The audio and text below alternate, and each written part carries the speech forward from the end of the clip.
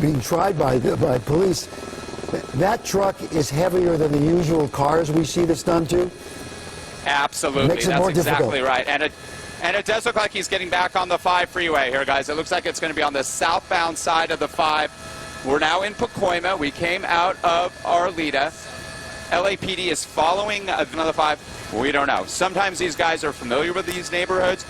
When they're in a familiar neighborhood, they feel that they might be able to evade police. We don't know that at this time. But again, recapping the situation here, this is a 2005 white Ford utility truck, and the suspect being described as a male Hispanic, armed, and he's an assault with a deadly weapon suspect at this time. A truck that has now been pursued for a good 35, going on 40 minutes now. Now heading back northbound on the 5. You saw him exit the freeway here in Sun Valley, wrap right back to the north. Again, why he's going back north? Does he want to get back to a neighborhood he's familiar with? We don't know, because we don't know where this guy's coming from. A lot of the times it's just an erratic move to try to evade. Laurel Canyon alongside the 5 here, Steve, traveling northbound on the 5. The next freeway will be the 118. So about 2/3 the way up from the 5 and the 170 and the 118 freeway. And yes, he is exiting here, and the exit point here appears to be Van Nuys Boulevard. Exiting at Van Nuys Boulevard here, and we are now right on the border of Arleta and Mission Hills,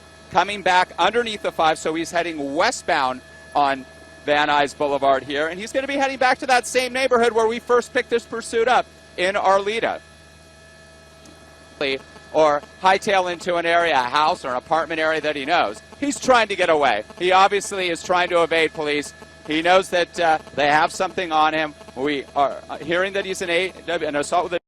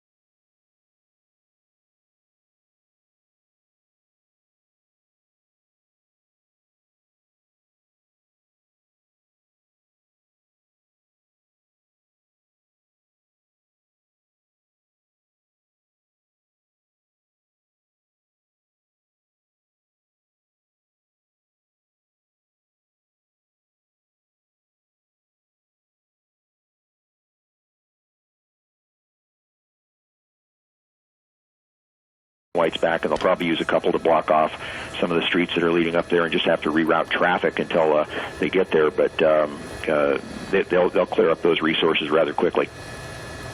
All right, so you've pretty much seen what happened here, and Jim Holcomb, thank you very much. And Rick, for you, this thing started, it looked very frightening for a while. We saw the guy drive through an apartment complex, it looked like, hit a gate, knocked a man over. We had a couple of pit maneuvers that were unsuccessful, and then it came to this end. We will bring it up to date on the latest on this coming up at 5 o'clock in Studio 11 LA, and that's it for us. We thank you for staying with us through